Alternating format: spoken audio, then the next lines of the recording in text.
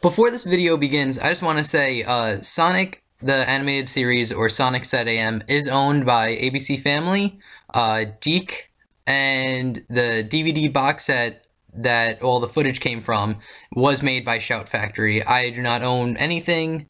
It's all owned by them. I didn't create any of this. It's just, I used it as a kind of retrospective, so please don't take this video down for copyright. I worked really hard on it, and I appreciate it if it could stay up and everyone can watch it. So, thank you, and please don't take this video down, ABC, Deke, or Shout Factory, or anyone that owns the Sonic Satam rights. So please, don't take it down. Thank you, and enjoy the video.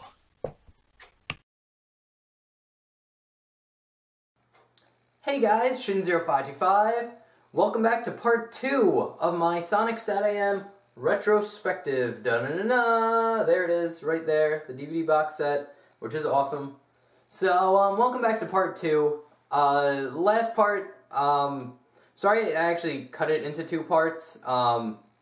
It just sort of happened that way while editing the video. It just went on too long. So, I'm not going to waste much time in introductions. If you haven't seen part 1, I highly recommend it because I go through some background stuff so you know, like, what the plot is and how dark it is and all that stuff, and some of the characters. But now we're going to go into the meat of the show, and this is going to be a really fun video because we're going to talk about just the best parts of the show. And one of the best parts, and where I left off, is Sonic the Hedgehog. And this rendition of Sonic in the Sonic Satam show is probably the best rendition of Sonic ever. And the reason for that is his attitude shines through more than his speed does. And that's kind of weird when you talk about Sonic, but where like his speed is secondary to another characteristic. But honestly, I think this is what really makes Sonic, and this might be my favorite version of Sonic. So, I could sit here and stand here, really, and explain what makes Sonic so good in this show, but I think his one-liners and just his dialogue will do it for me. So, here are just some clips of Sonic's amazing lines in this show. So, here you go. Does this mean dinner's off? It means, Hedgehog, that your days as a freedom fighter are over. You talking to me? Of course. I don't think so. There's still too much work to do. Listen, I like to stay and really get to know you, Robotnik, but it's juice time! Soon as I find Cat, I'll blast for the swamp. Be mondo careful. You too, Sonic. Got it, juice it loose. Sal, Lazar's magic spells could really kick some Robotnik tail. But you might wake Lazar. What? Faster than lightning, quieter than a mouse. I'm there and back before you know I'm even gone. Will you be serious for a minute? 30 seconds is my limit. Snooze you lose. Gotta cruise. Be careful, Sonic. It's magic time! So you guys ready to juice and let loose? Way past cool! Honestly, it's super cheesy, and just, his dialogue is just super cheesy, and just completely ridiculous, but I love it. It is great. He has like this in-your-face attitude. They really captured, like, the subtle attitude that Sonic had in, like, Sonic CD, and, like, the other Sonic, like, the classic Sonic games, Sonic 1, 2, and 3, where, like, in Sonic CD, if you wait too long, or stand idle, Sonic will literally jump off the screen and give you a game over. So they really captured that aspect of his attitude.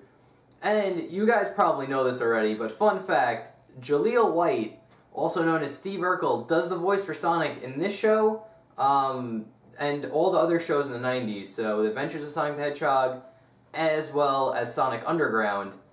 And he does a great job. Like, he really does. He really gives Sonic this, like, really distinct personality.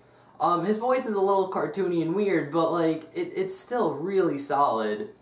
And if you buy the DVD box set, right here, da-da-da, Shout Factory, I'm promoting your product. If you buy the DVD box set, there's actually an interview, I believe on Disc 1, where Julia White talks about voicing Sonic, and it's actually super interesting. So if you ever get a chance to get the box set, definitely give that a watch. It's actually super interesting and a little bit more in depth than I thought it was gonna be. But yeah, so like Sonic's attitude really takes priority over his speed. But don't get me wrong, Sonic goes very, very fast in this show, but not in the way you would think. A lot of the show and like a lot of the action sequences, it's very like Scooby-Doo-esque, where it's pretty hard to explain, but like once you see some of the clips, you'll be like, oh, okay, I get it. Sonic really doesn't fight the robots, all the SWAT bots or Eggman's robots. He basically just runs around them, or he does that like cartoon thing where he'll run really fast and turn a corner, and like the SWAT bots will like walk past the corner he turned in. Like they didn't see him turn, so they just assume he went straight. There's a lot of that in this show, and Sonic hardly ever like runs through enemies.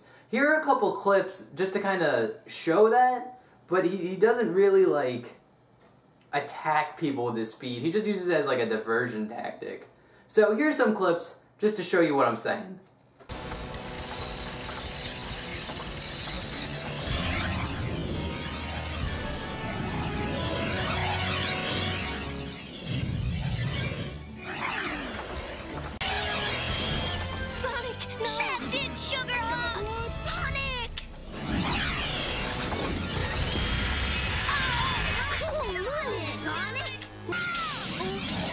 That one.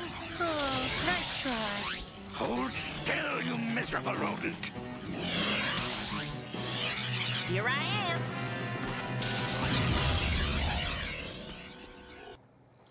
So yeah, that's pretty much how Sonic uses his speed. He just runs really fast, dodges, or like stands in between a robot and has the two robots shoot each other. Very like cartoon, Scooby-Doo, sorta, kind of esque fighting style, I guess. I don't know. Sonic really doesn't fight in this. But he does have some abilities that no other Sonic has. Well, I shouldn't say no other Sonic. He basically can use the Drill Wisp whenever he wants. Yes, he spins around super fast and like burrows into the ground. He does this saw thing where he like does it like a spin dash mid-air and uses his quills to kind of like saw through something. And lastly, and probably the most unique characteristic to the Sonic Satam Sonic, is the fact that he can swim. Yes, there are scenes where Sonic is swimming. Take a look. Yeah, something is way past uncool.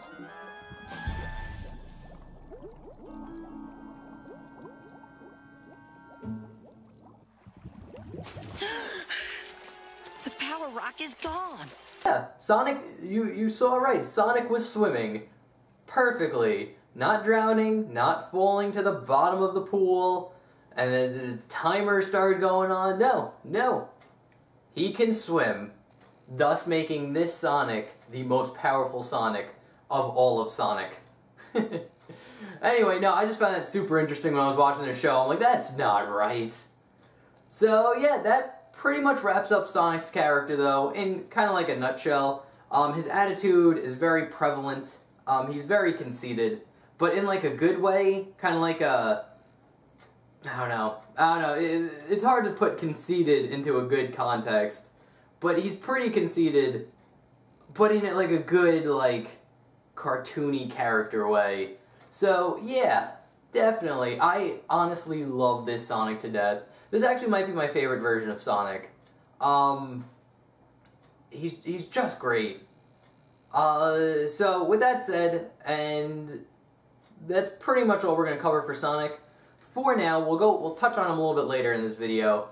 But now let's talk about Princess Sally. Princess Sally Acorn is basically the leader of the group, and Sonic's love interest. The best way I could describe her is she is like Mary Jane Watson in the Spider-Man movies, the Sam Raimi ones, so the one with Tobey Maguire. She's like Mary Jane to Sonic, if that sort of makes sense. She basically is Sonic's girlfriend, sort of, kind of, but it's never, like, official, and she flirts with him, but then sometimes she's not. It's really confusing, and again, if you're a kid watching the show, it might be a little confusing to you, but it's like, they just kind of have, like, this, yeah, we like each other, nah, we kind of don't, on again, off again type of deal. But, like, the chemistry between, like, Sonic and Sally is actually pretty decent for a cartoon show. Like, you could tell that they, like, Sonic will get on her nerves, and then, but, like, she actually does care for him, and they annoy each other, but, they still really like each other. Honestly, for a cartoon, like, I guess relationship, and, like, her relations with Sonic, it's just, like, it's actually pretty good. Here are a few, like, Sonic Sally clips, just to kind of give you an idea. Well, Well, what? aren't you gonna thank me For what? for saving you? Sonic, we were in a plane. If we'd gone off the cliff, we would be flying. Good point. But where would you land? Oh, good point. Thank you, Sonic. For what? Oh, Come on, Sal. With my looks and your brains, we're unstoppable. you're partly right. Which part? Yes. The incredible good looks part, right? You're dreaming again.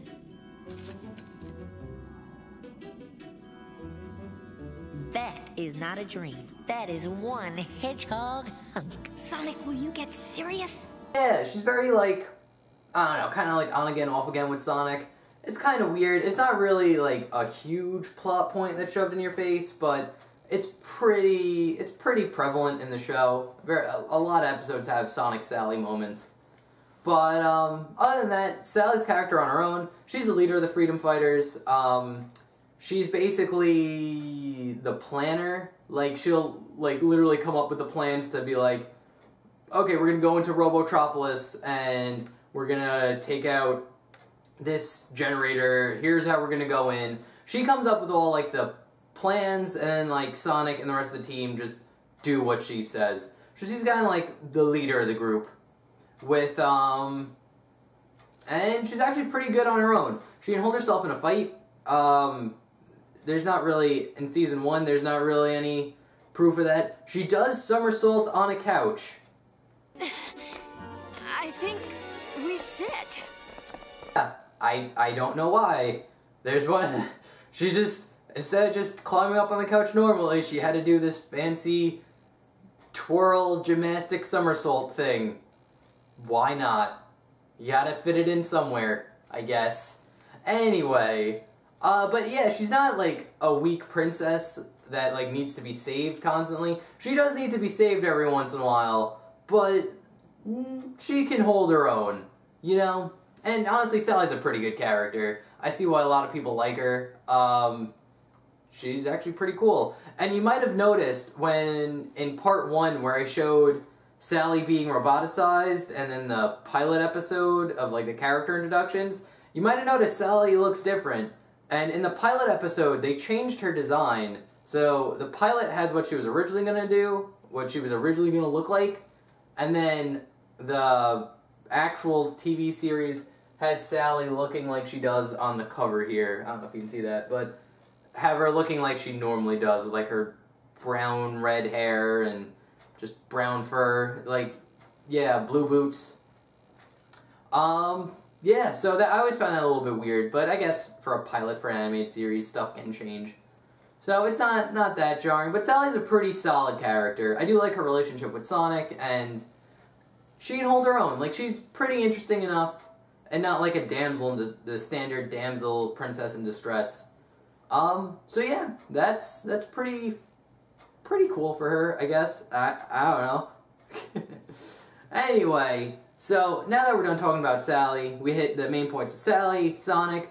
Let's talk about what might be the most evil villain in any cartoon show ever.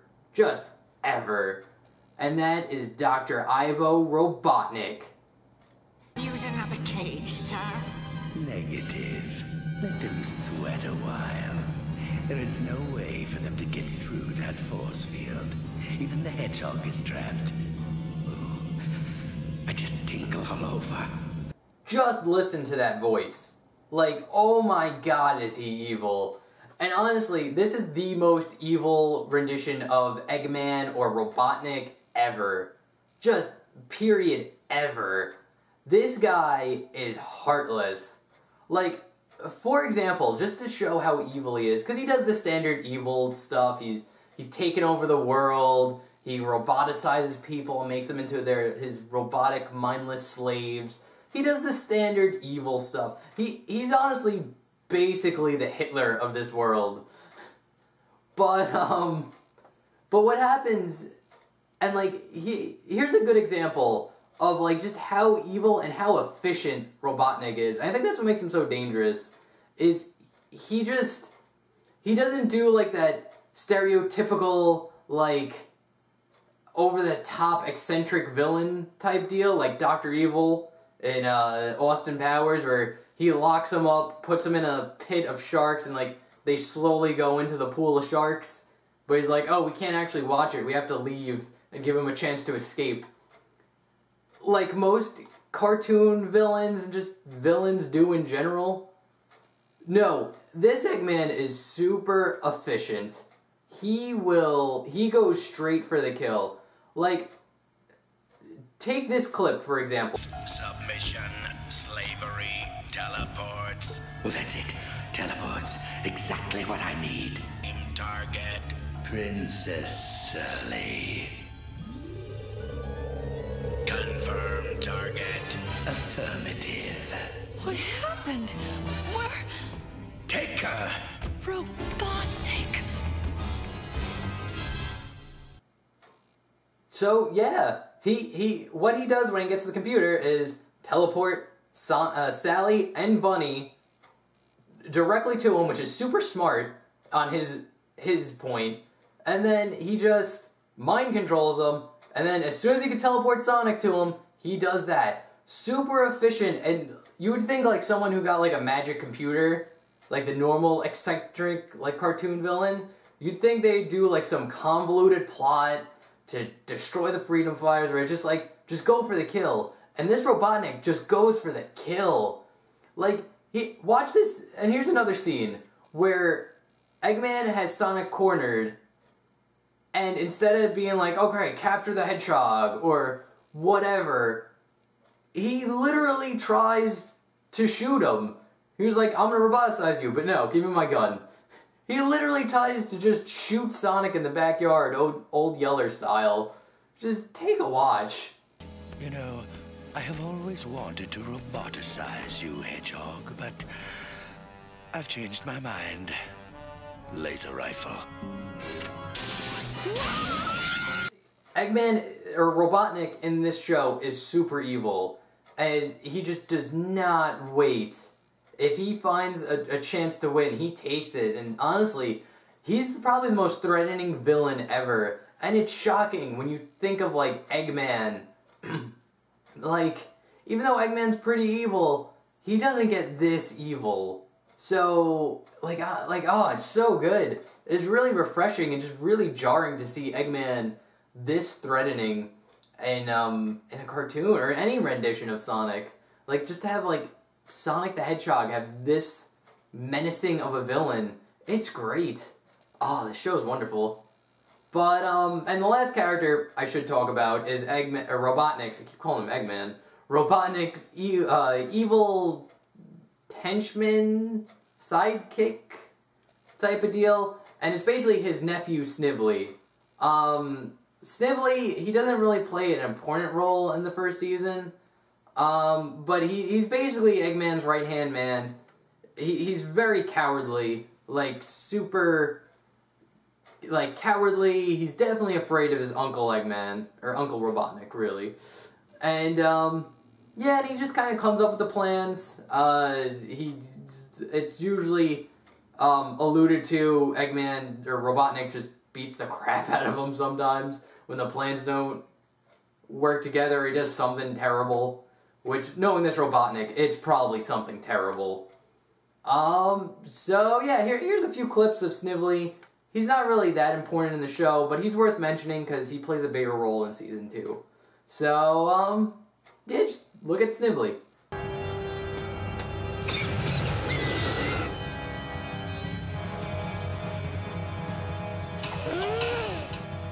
Good morning, Dr. Robotnik. Exciting trip?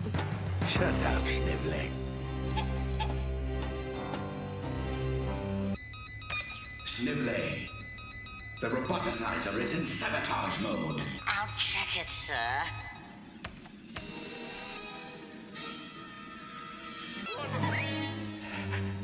Come here. All right.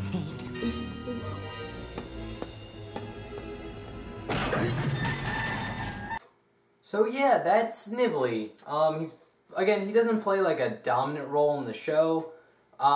He's just kind of Eggman's sidekick henchman. So he does play a bigger role in Season 2, so we have that to look forward to when I cover Season 2. But unfortunately, editing this video, it has taken up about 20 minutes, so I'm going to have to cut it into 3 parts. I swear Part 3 will be the last part of this retrospective on Season 1. It will be the last one where I just talk about some episodes that I really like, and that's about it.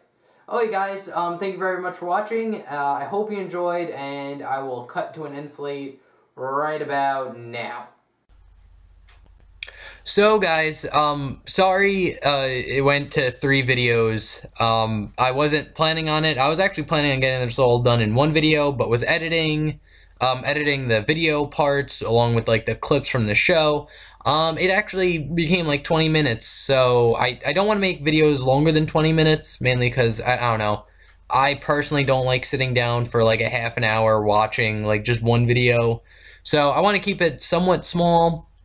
But 3rd part will be the 3rd and final part of Season 1. I'll talk about some of the episodes that I really like, and just a few other things, but I'll wrap it up in Part 3. So guys, thank you very much for watching. I hope you're enjoying this series. If you could tell, I didn't say this in the video, but I'm feeling a lot better. My throat's really starting to clear up, and yeah, so again, I might be a little bit more lively this video than I was in Part 1. So, yeah, that's pretty much it. And again, if you guys like this show, what would really help me out is if you, you know, like the video, comment, subscribe, all that good YouTube stuff, and, like, really sharing this video will help me out quite a bit. So, if you guys be so kind as to do that, if you really like the show, tell me what you think. Let me know if you guys want to see more of this, all that good stuff. There's a link to back to Part 1 in this video, and I'll put a link to Part 3 when, Part 3 comes out. So, yeah. Alright guys, thank you very much for watching. I hope you enjoyed. Again, thank you for sitting down and watching all this till the very end. So yeah. Alright guys, I will see you in Part 3.